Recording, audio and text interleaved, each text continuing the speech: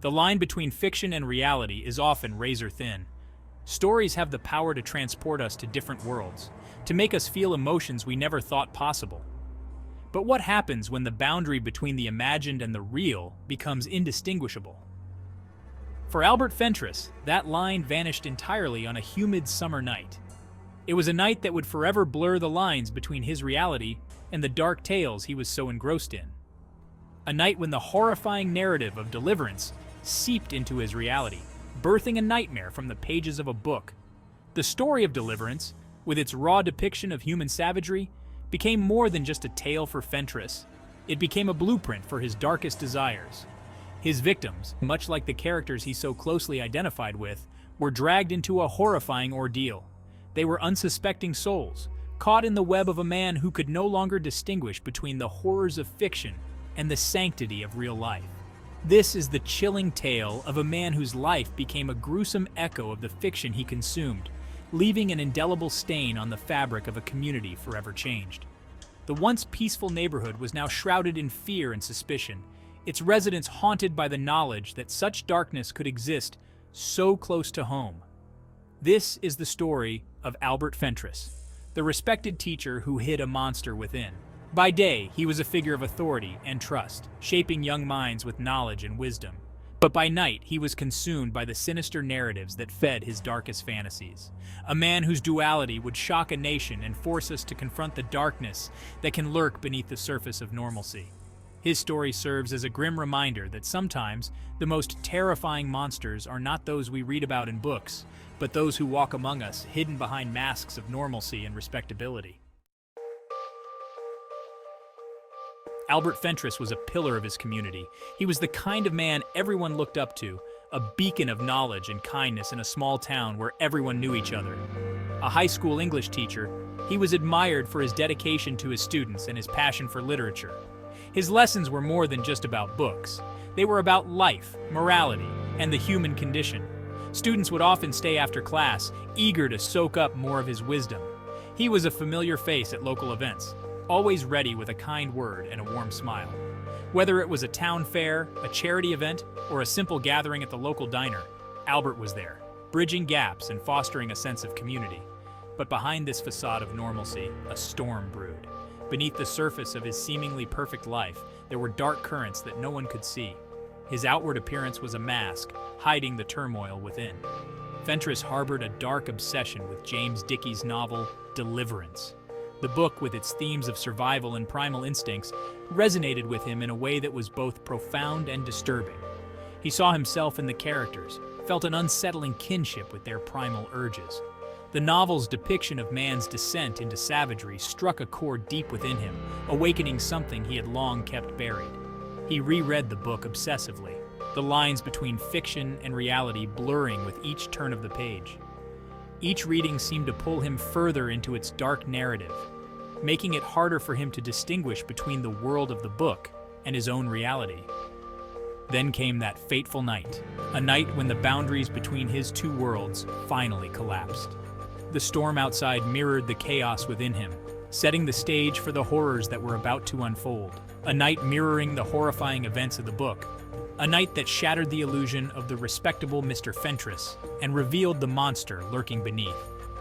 The community would never be the same, forever haunted by the duality of a man they thought they knew.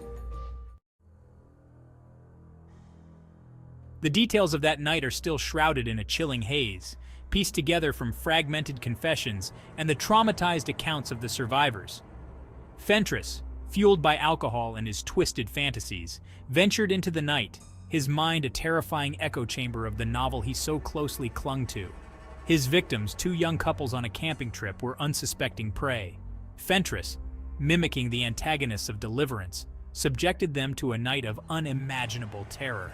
The events that unfolded were a horrifying blend of reality and delusion, a gruesome performance conducted by a man consumed by his own darkness. The news of Fentress's crimes sent shockwaves through the community. How could this respected teacher, this pillar of their small town, be capable of such savagery? The courtroom became a stage for disbelief and horror as the prosecution laid bare the extent of Fentress's crimes. The defense, grappling with the overwhelming evidence, painted a picture of a man driven to temporary insanity, a victim of his own obsession. The jury, however, remained unconvinced. The brutality of the crimes, the chilling echoes of Deliverance, pointed towards a calculated cruelty that defied explanation. Psychiatrists and psychologists grappled with the enigma of Albert Fentress. Was he truly insane, a victim of his own mind? Or was his descent into darkness a calculated act of evil? The trial brought to light a history of repressed anger, a simmering rage that found an outlet in the violent narrative of Deliverance. The case became a chilling reminder that the human psyche is a labyrinth, a complex network of desires and impulses that can be warped and twisted by obsession. Fentress's actions forced society to confront the unsettling possibility that monsters don't always lurk in the shadows. Sometimes they hide in plain sight, concealed behind a mask of sanity. Deliverance, with its themes of survival and primal instinct, became a chilling backdrop to the trial. The prosecution argued that the novel wasn't just an obsession for Fentress, it was a blueprint. He meticulously studied the characters, the setting, the acts of violence, and used them as inspiration for his own horrifying performance. The defense countered that Fentress's actions were the result of a psychotic break, a delusion fueled by alcohol, and his obsession with the book. They argued that he wasn't in control of his actions, that he truly believed he was living out the events of the novel. Despite the defense's arguments, the evidence against Fentress was overwhelming. His meticulous planning, his attempts to cover his tracks, and the chilling parallels between his actions and the events of Deliverance pointed to a calculated act of violence rather than a psychotic break. The jury found Fentress guilty on all counts.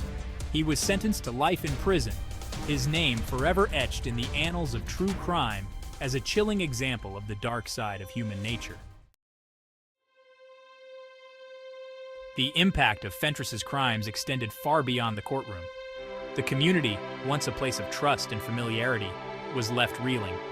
How could they ever look at their neighbors the same way again, knowing that such darkness could lurk beneath the surface of normalcy? The school where Fentress taught was shrouded in a pall of sadness and disbelief. Students struggled to reconcile the image of their kind, dedicated teacher with the monster he was revealed to be. The community grappled with the knowledge that evil can wear a familiar face, that the line between civilization and savagery can be terrifyingly thin.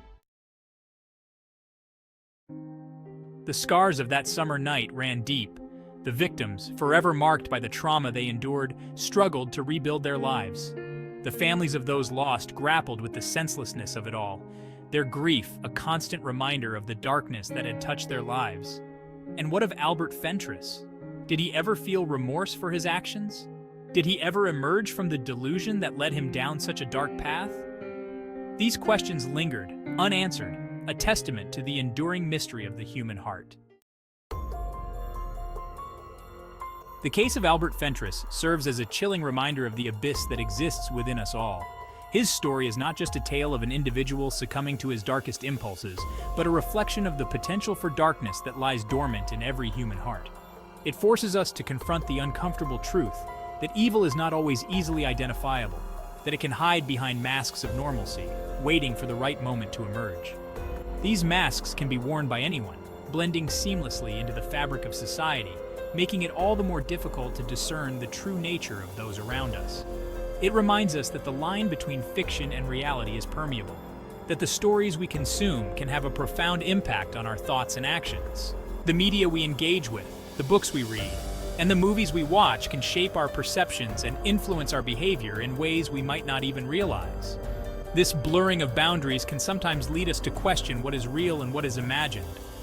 And perhaps most importantly, it compels us to look inward, to acknowledge the darkness that resides within us all, and to strive to keep it at bay. This introspection is crucial, as it allows us to recognize our own potential for malevolence, and take steps to prevent it from manifesting. By understanding our inner demons, we can better control them and ensure they do not dictate our actions. The case of Albert Fentress is a stark reminder that the monsters we fear the most may not be lurking in the shadows, but rather reflected back at us in the mirror. It is a call to vigilance, urging us to remain aware of our own capacity for darkness and to actively work towards cultivating the light within us. Only by doing so can we hope to keep the abyss at bay and ensure that our actions are guided by empathy, compassion, and understanding.